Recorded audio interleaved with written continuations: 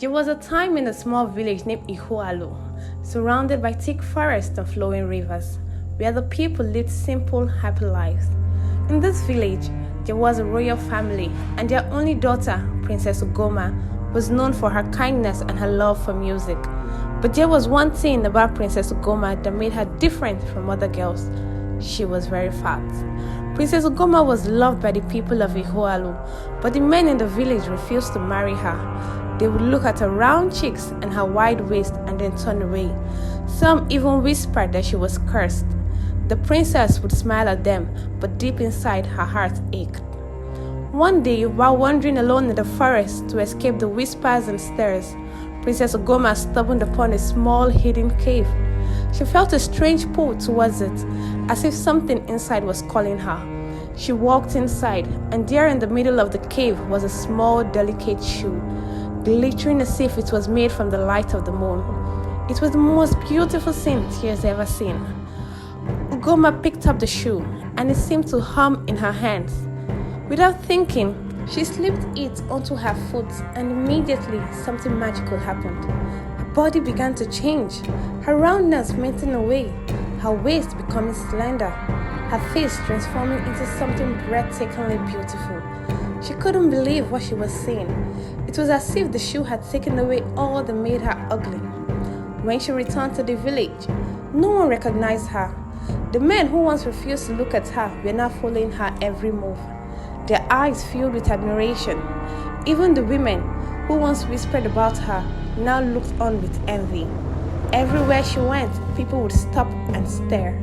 But Princess Ugoma kept her secret to herself, never telling anyone about the magical shoe. Days turned into weeks, and the princess wore the shoe every day. She became the talk of the village, and many rich and handsome men came to ask for her hand in marriage. But with each proposal, Ugoma felt a growing unease. The men did not love her for who she truly was. They loved the beauty the shoe had given her. One evening, after a long day of entertaining guests, Princess Ugoma retired to her chambers. She was tired, her feet sore from the day's events. She removed her jewelry, letting her long braids fall down her back. And then, as she always did when she was alone, she slipped off the magical shoe. Her body returned to its natural form, her wide hips and round face returning as if they had never left. Ugoma sighed with relief, feeling more like herself again. But what she didn't know was that two people had followed her to her chambers that night. They were brothers, Eze and Emeka, who had once been her childhood friends before they, too, had turned away from her. The brothers had grown curious about the sudden change in the princess and decided to find out her secret.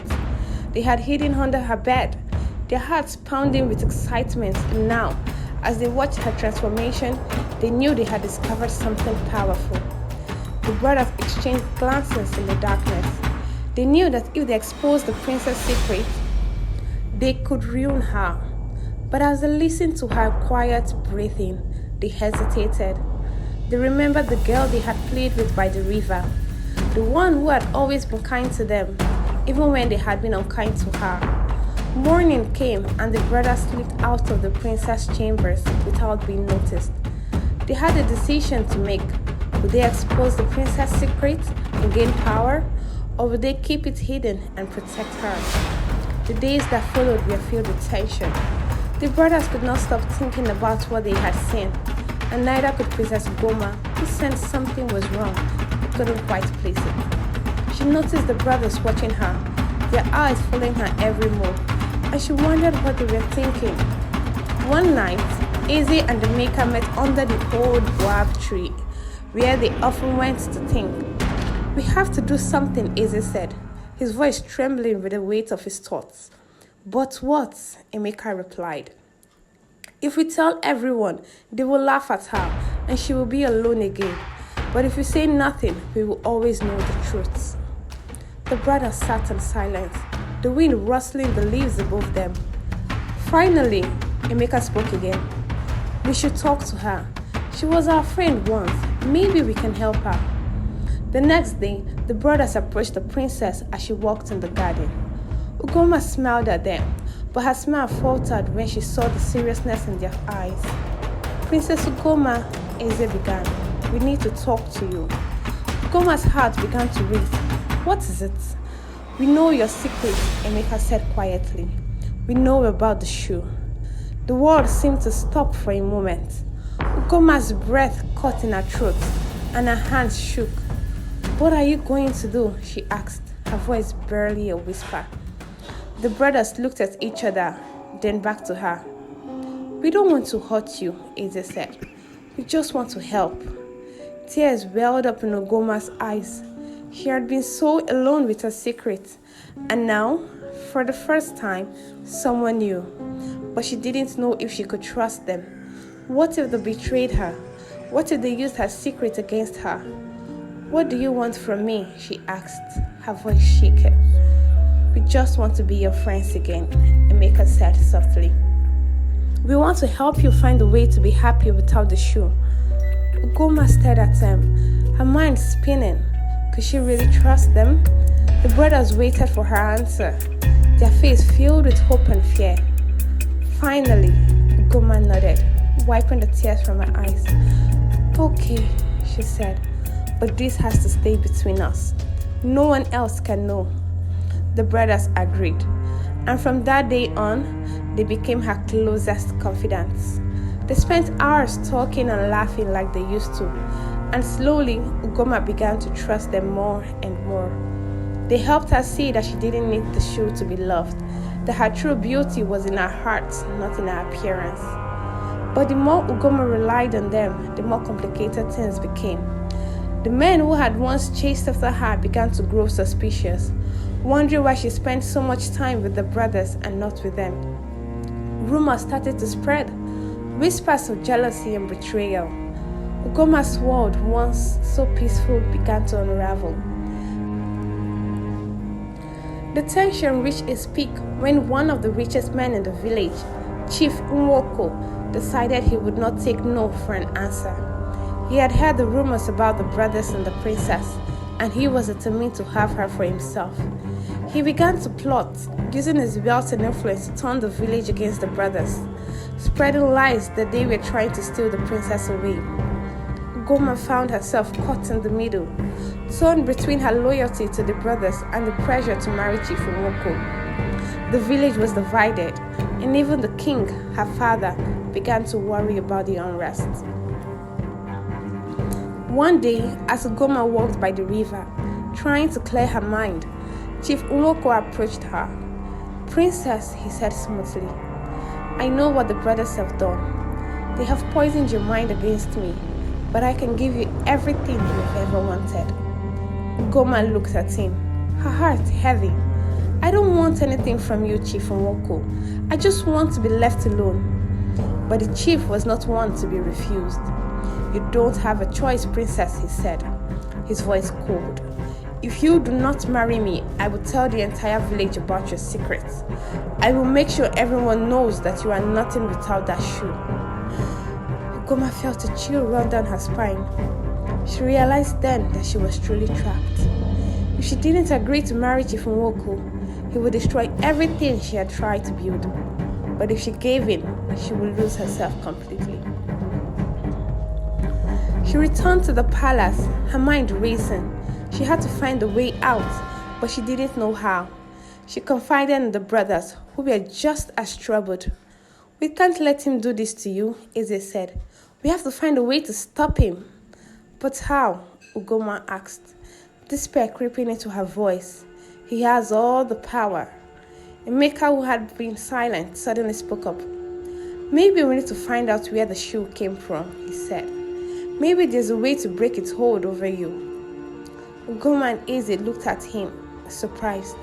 It was a long shot, but it was the only hope they had. And so they set out on a journey back to the cave where Ugoma had found the shoe, hoping to uncover its secrets and find a way to free her from its grip. The journey was long and difficult, filled with dangers and trials that tested their resolve. But they pressed on, determined to find the answers they needed. Along the way, they encountered wise elders, magical creatures, and ancient spirits who guided them, each offering pieces of the puzzle. Finally, they reached the cave, But what they found inside was not what they expected. The cave was empty, save for a single old woman sitting in the shadows. She looked at them with knowing eyes and smiled. "I have been waiting for you," she said. Ugoma felt a shiver run down her spine. "Who are you?" she asked. The old woman stood, her movements graceful despite her age. "I am the guardian of the shoe," she said, "and I have been watching you, Princess Ugoma. I know your heart and I know your pain." "Can you help us?" Emeka asked. The woman nodded.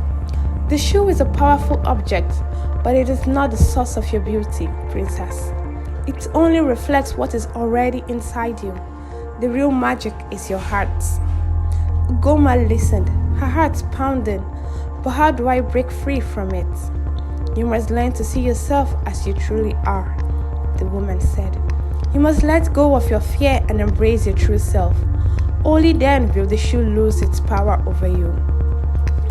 Ugoma thought about the woman's words, and for the first time, she felt a glimmer of hope. Maybe she could break free. Maybe she could find a way to live without the shoe. The old woman gave them a small carved stone and told Ugoma to keep it with her at all times. "The stone will remind you of your journey," she said. "Whenever you doubt yourself, hold it close and remember who you are." Ugoma thanked the woman, and they began the journey back to the village. But as they traveled, Ugoma's resolve began to waver. The closer they got to Ihualo, the more she feared what awaited her. She knew Chief Nwoko would not give up easily, and she wasn't sure if she was strong enough to face him. When they returned, the village was in turmoil. Chief Nwoko had spread more lies, and the people were turning against the brothers and the princess.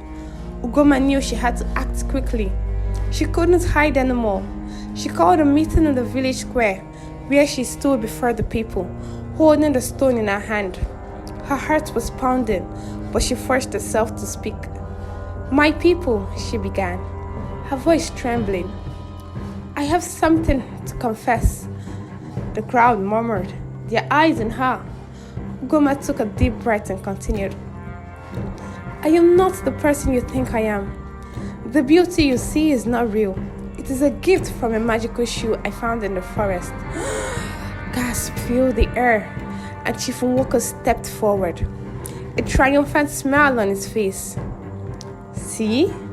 I told you she was hiding something," he shouted. But Ugoma held up her hand, silencing him. "Yes, I was hiding something," she said, "but it is not what you think. The shoe gave me beauty, but it also trapped me. It made me believe that I was not enough as I was. But now, I know the truth. I am enough. I am beautiful just the way I am, with or without the shoe." She took off the shoe and held it up for everyone to see.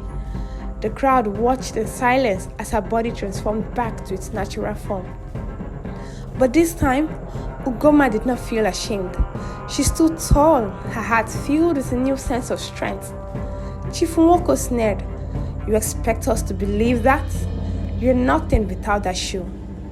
But the crowd began to murmur again, this time in support of the princess. They saw the courage in her eyes, the honesty in her words, and they began to realize that true beauty was not in appearance, but in the heart.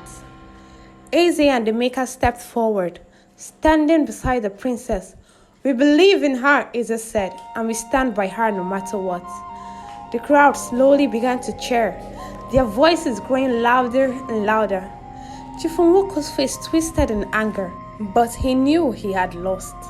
The people had chosen the princess, not for her beauty, but for her heart. In the days that followed, Ugoma's life began to change. The villagers saw her in a new light, and she found herself surrounded by true friends who loved her for who she was. She no longer needed a shoe, for she had found something far more precious, the strength to be herself. And so, Princess Ugoma lived happily in Hoalu, not as a beauty crafted by magic, but as a woman whose beauty shone from within.